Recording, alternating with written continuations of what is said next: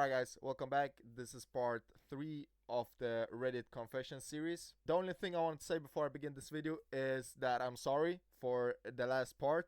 The audio on the video was very quiet, and it's all on me, of course, because I accidentally decreased the volume, or accidentally. I was, just trying to see if it would, sound better. It didn't. So yeah, that was kind of ass, but we move. I fixed the audio now, so you should hear it perfectly fine. um the video is made by Piney69. Once again, I'm gonna add him in the description, if you want to go and check his video out for yourself. um and yeah, I think that's it. Let's go. I think about murder at least once a day. Okay. Posted on the confession community by a now deleted account, 12 years ago, a Reddit user confessed that he thinks about murder at least once a day. He began his admission by claiming that he has never been in a physical fight. He has a very short list of enemies, and he says that they are all very worthy of his hate, basically trying to assure everyone of this. He admits that he constantly daydreams about scenarios where he's justified in taking someone out. He says that he has no desire to take out an innocent person, but he wishes that sometimes someone would just treat him or a loved one badly enough to make him feel validated in taking their life. He likes to carry sharp and heavy objects around, just in case he ever has to take out someone. Yeah, all right. Or one of his Well, wait. Right before this part, I thought about, like, I mean, I was kind of, I'm not on his side, but I understand where he's coming from. But now this is getting out of hand. Don't carry fucking sharp objects with you. so-called Don't do enemies that. confronts him. When he was younger and less stable, his number one fear wasn't that he'd take out someone, but more so that he'd go to prison for it. He says that he spent years dropping subtle comments about it here and there to family members, friends, and therapists, all just to make him appear more mentally unstable than he really is, just in case he ever had to stand trial for murder. He confesses that when he gets angry nowadays, he doesn't raise his voice, punch walls, or throw things. He just bottles it up until he starts laughing hysterically. He also says that he believes he would benefit from therapy, and he adds that he is on medication. We come to learn that he's an adult with a family, but he's just a very unstable person who's not really safe for others. For the third time in his confession, he adds the words, "I assure you," and then says he doesn't want to kill anyone, but at the same time, if it happened, then he'd enjoy it and want nothing more than to live in that moment forever. He then Yeah, no. adds some disturbing things that he'd do. He says that those things appeal to him, but he doesn't know why, and he wishes it wasn't this way. He ended his confession with an unfortunate, "it is what it is." In a comment right under his post, he adds more, mentioning a little something about his list of enemies. In short, they're all people he thinks about roughly once per day, yet he hasn't spoken to them in years. He then types out a long murder scenario inspired by shows he's watched. The comment is unfortunately a tad too explicit for me to recap, but let's just say that it involves assault, humiliation, and murder. The identity of the Redditor remains unknown, and since the account was deleted, there are no updates. I killed 2 people and feel nothing. Okay. Right. So we went from bad to fucking worse.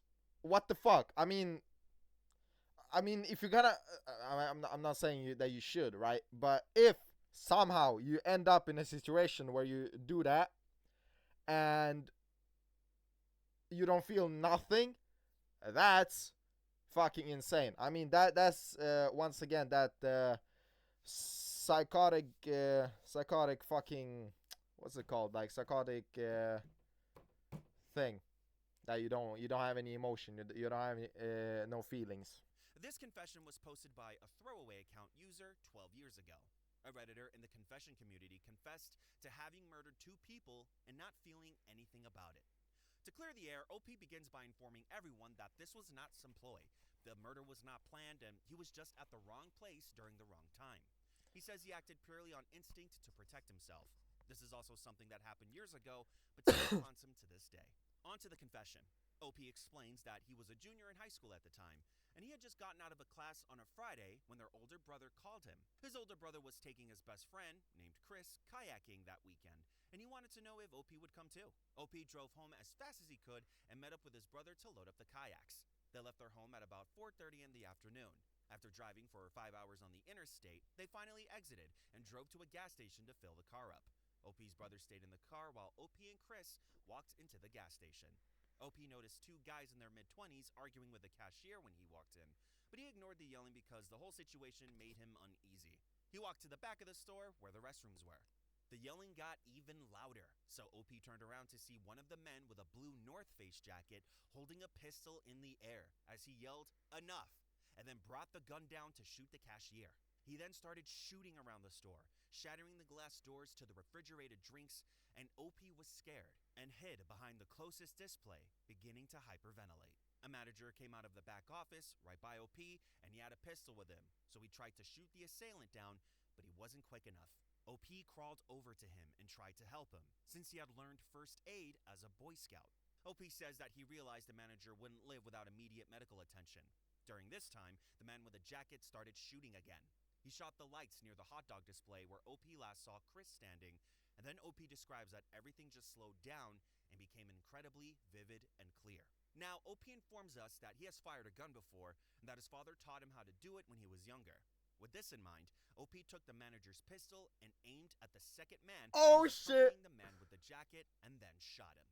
OP describes how he was feeling in the moment. "I was really caught off guard by the recoil of the gun because I was really strong."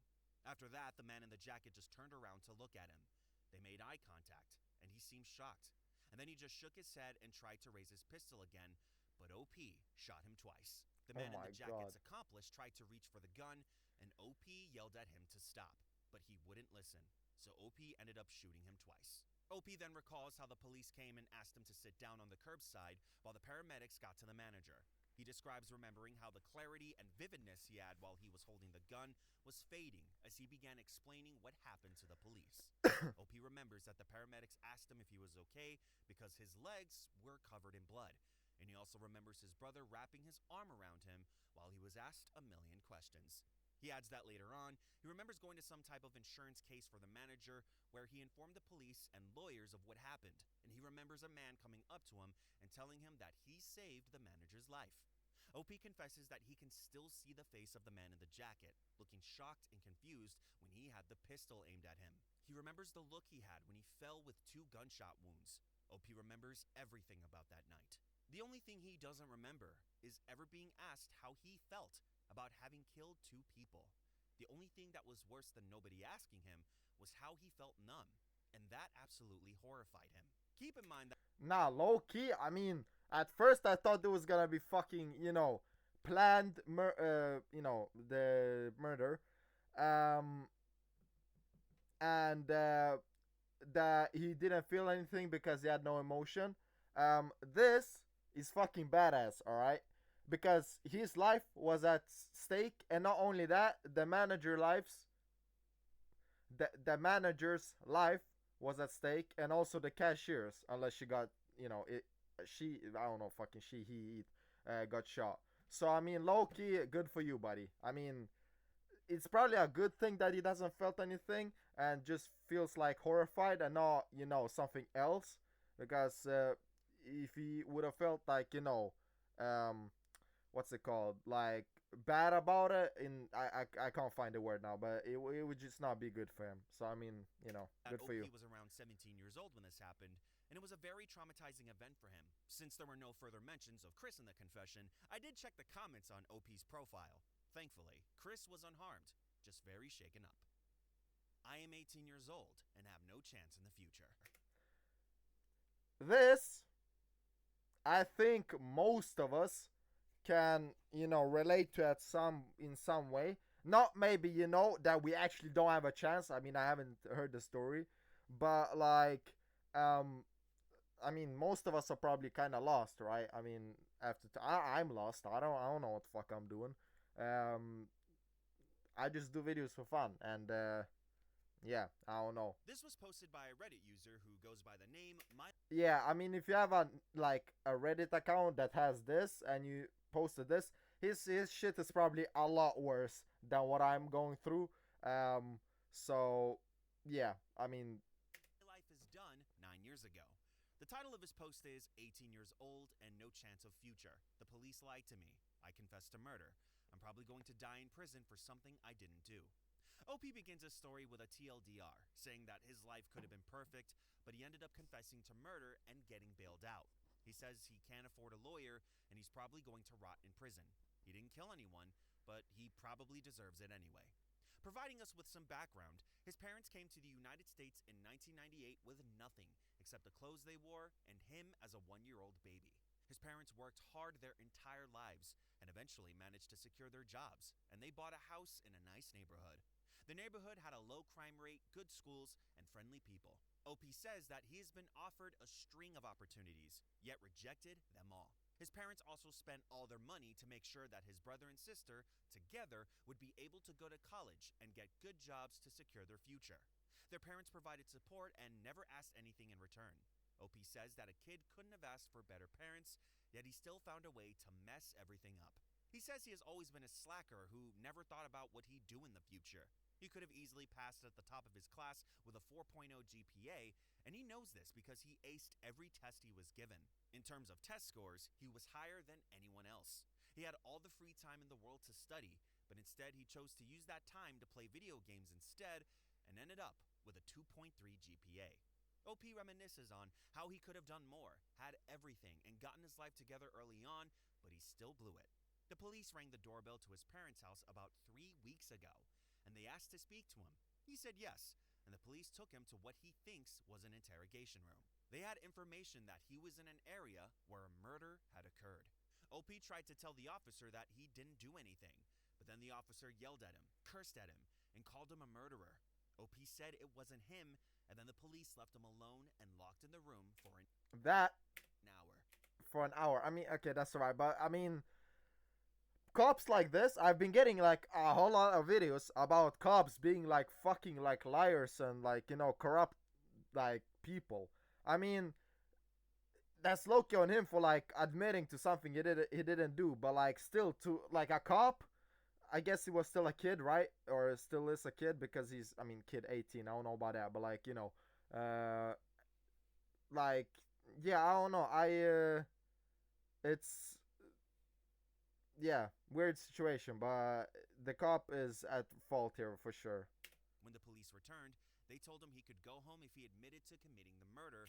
What the fuck? No, dude, what? That's bullshit, bro. Oh my god. And they also said that his sentence would be less harsh.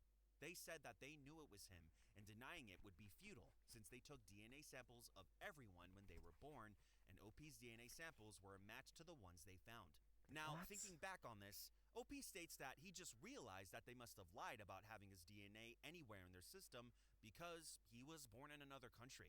He doubts Not only that, but if they know it was him, why are they interrogating him and saying like what the fuck am I talking about? Wait. When you interrogate someone that you know is the murderer, aren't you just like gonna take them in straight away? You don't need to interrogate someone if you know they killed somebody. I don't know. they found any of his DNA on the body at all, because if they tested the DNA on the body against OP's DNA, they'd see that it's different and drop the case. OP says that at the time of the interrogation, he was foolish and thought the police couldn't lie because they're supposed to be good guys. Anyways, he says he was really scared and exhausted, so he said, "Okay, I did it." And then they recorded his confession. After this, the police took him to jail where he spent about a week. OP's parents sold their new car, used the college fund money and their savings to bail him out. He says he still has to go to court and he can't stay with his siblings because he's considered a potential threat to them. Due to this, he's staying with one of his father's friends. His father's friend's a nice guy, but he's rarely at home, and OP can't even go outside because everyone knows about the murder, and everyone hates him and knows he was arrested for it. He didn't want any of this. He didn't kill anybody, and he doesn't want to go to prison, but how can he defend himself from the confession? He would take it back if he could, but it paints him as a liar, and no one would believe. He just wants everything to be over. He then says some really dark stuff at the end, which is quite sad. Basically, he'd prefer receiving the death penalty rather than having to live life like this and end up rotting in prison. This was Reddit, so people were quick to jump in and start offering him advice. They told him to never speak to the police and to get a lawyer as soon as possible. Some even advised him to delete the post so that it can't be used against him. There were no updates after the confession, and the OP never made any comments. A man who had a sexual relationship with his mother. What? Never made any comments. A man who had a sexual relationship with his mother. 14 years ago on the Ask Me Anything community on Reddit, a man who had a relationship with his mother posted an AMA and dropped a really big confession regarding his relationship with his mother. His account today is deleted. Beginning his AMA post, Yeah, I mean, he I'm not gives some surprised. information about himself and then continues by answering some frequently asked questions. When he was in his teenage years, he had a relationship with his mother.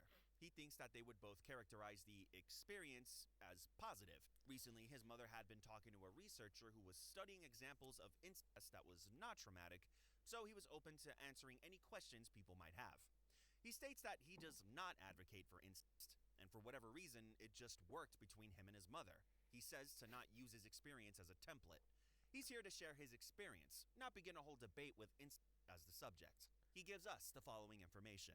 He has an older sister, but she was unaware and not involved. His father knew about it, and he supported OP's mom's decision. Oh my, what am I fucking listening? What is fucking molesting my ears right now? What? How? Relationship ended around college. Anyway, both OP and the researcher who was working on a paper about non-traumatic incest were verified by the moderators. OP states that his father and sister did not have a similar relationship. Moving on to the question. Thank fuck. I mean, shit. It would have been like a fucking DNA strand if they were fucking, like, oh my god. That people had. Many of them were very inappropriate and too explicit for me to talk about. So here's the watered down version, which is just a recap. There weren't any dates because his relationship with his mother wasn't romantic. His relationship with his mother began after he had an accident and was injured. Being a teenager, he was very pent up and frustrated, and his mother just ended up offering to help him with it, so he accepted. OP also appears to avoid talking about his father. There aren't many comments about him. He answered a few questions, but honestly, his father just knew about what his mother and he were doing, and he did not intervene. The majority of the questions OP is asked look very fetish-oriented, and they're not relevant to any regular person. What happened was clearly grooming, and just because OP was willing and he was not pressured into anything does not make it any less bad. He was young. I'm worried I'm going to kill someone one day. 11 years ago... Alright, so it seems that, except for the last one, that it's a theme of, you know, someone. But yeah, last confession, I mean, like, it's bad enough that they were having, you know, that one, but the dad fucking accepting it like a good fucking boy, like, what? What the fuck? I mean, dude. A user named Potential Psycho made a post titled, I'm worried I'm going to kill someone on the confession subreddit. The confession begins with the OP talking about how, from early childhood, he has always been a bit disturbed. He would often tell his parents to keep him away from other people because he wanted to hurt them. He was fascinated by violent crimes, Lock him up. such as murder and SA. OP remembers reading in-depth articles about those things in the newspapers and magazines, all while he was as young as 8 years old. He would often get incredibly angry for no reason, to the point where he was shaking and would sometimes hurt himself. As he grew up, he got better at masking those urges. He has been diagnosed with a variety of disorders, mainly MDD and social anxiety, but he has never received a diagnosis for a psychotic disorder. He thinks about hurting people daily. He sees a girl in class and imagines hurting her, picturing the noises she'd make and whether or not she would scream and fight. He thinks about who would try to stop him, etc. He can spend hours daydreaming about these things. He doesn't like pain, but he wants it. He admits that basically what it comes to is just being afraid of doing those things to himself. He has never been a cruel person, never even killed a spider. But at the same time, he's stuck with these fantasies and making himself sick. The only comment on that post was telling OP to get help. The Potential Psycho account never posted again. Yeah, I mean, that one, Can't Fry 55. You're right. You're absolutely correct, lad. Just like, you know, that is a good fucking response. I can't explain what was going on inside of me while a murder was happening. Posted on Reddit by a deleted user 7 years ago, OP begins the confession by informing us that it was a cold night, and they were eating at a fast food place together with their family. It was a long day, and they were enjoying some food after running errands. OP informs us that their family are Filipinos and they aren't from the US. Once they were finished eating, they called for a driver and paid him 100 pesos to take them directly to their home. The driver agreed, so they drove home. Their brother was only 2 years old at the time, and he fell asleep while he was hugging their mother. OP and their mother were talking about random things, just having a regular conversation. OP can remember the details of the conversation very well, including how it was mentioned that their face resembles their father's face. Everything was peaceful until suddenly they were caught in the middle of 2 motorcycles. The 3 vehicles were running, and suddenly the guy on the left took out a gun and shot the driver of the second motorcycle 7 times. OP describes remembering each sound and its distinctive bang. The driver slowed down and stopped at the side of the road while trying to comprehend what had just happened. Their mother was crying hard while trying not to make a sound since it could cause them to get noticed. She was hugging OP's baby brother and tried to shield them with her body while he was still asleep. They all cried without making a sound, while OP described just sitting there, body all frozen. OP knew what happened, and they weren't lost, but they were just not moving at all. They were 14 at the time, and they didn't shed a single tear nor actually feel cold. OP describes feeling like they weren't scared. Their heart didn't skip a beat, and they were more intrigued than frightened by the experience. They didn't flinch at the sound of the gunshots, nor at the sight. Everyone was laying low for what felt like forever, until 2 younger college girls screamed at what they saw. The driver who was shot was lying further down in front of OP and their family. The shooter then looked at the 2 women who screamed, and he shot them.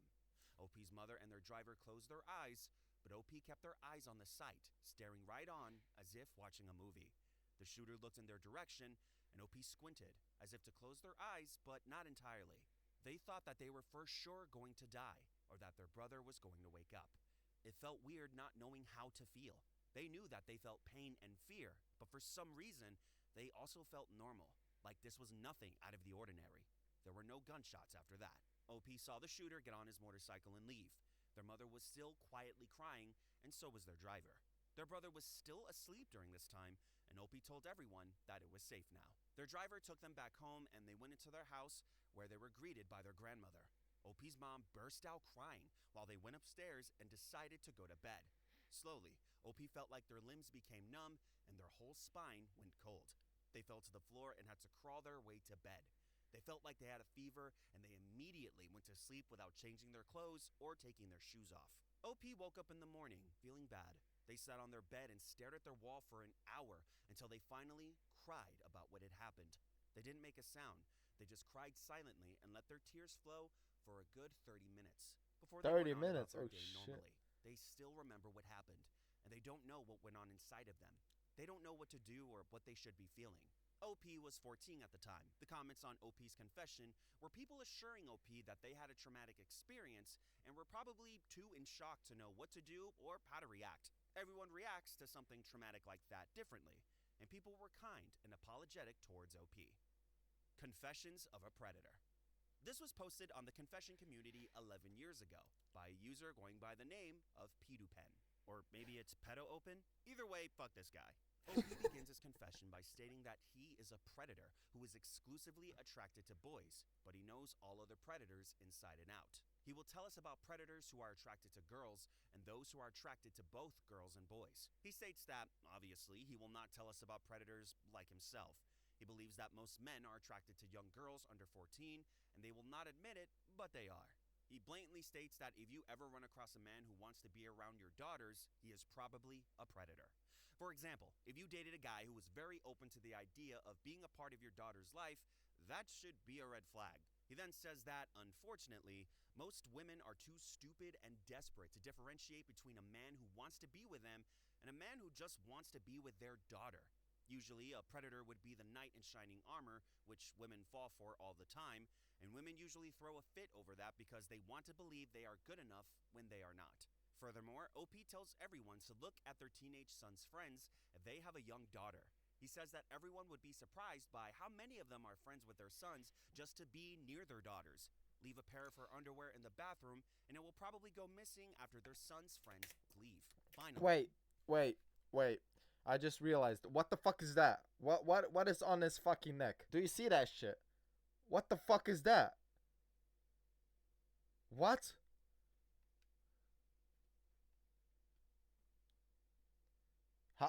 Is that even allowed? I mean, obviously, they probably not sharp, and it's probably just for decoration. But still, I mean, what? There are both predators who like both girls and boys. OP calls them the most despicable predators. He says that they have no self-control. He says you find these douchebags trolling on Omegle. A good example of those is To Catch a Predator. They are usually the ones who give off creepy vibes. Also, there are long-running inside jokes inside of the predator community. Those jokes are about how the mothers of fat and ugly children are usually the ones who are the most paranoid about their children being harmed. But in reality, no pedo would ever want to touch them. OP then tells everyone they can feel free to ask any questions about being a predator or send him a PM. Now, he never answered anything in the comments. Something that a bunch of people pointed out was how OP was basically gloating, reveling. He was just straight up unapologetic and even seemed proud to say all of these things in his confession. I stalked a girl online for months, and then This will probably be the last one, and then we'll call it a day. 13 years ago, a user going by the username Foxina Boxrocks posted his confession onto the confession subreddit. He begins his confession by stating that he took things one step too far. OP originally found a girl on Tumblr by chance. It was random, and he was pretty much just clicking through different posts and source links until he stumbled upon a picture of her. She was very beautiful, without a doubt one of the most beautiful women he had ever seen. He browsed through her Tumblr, and he found all of her social media profiles through her posts. All her socials were public: Instagram, Facebook, Twitter, and Pinterest.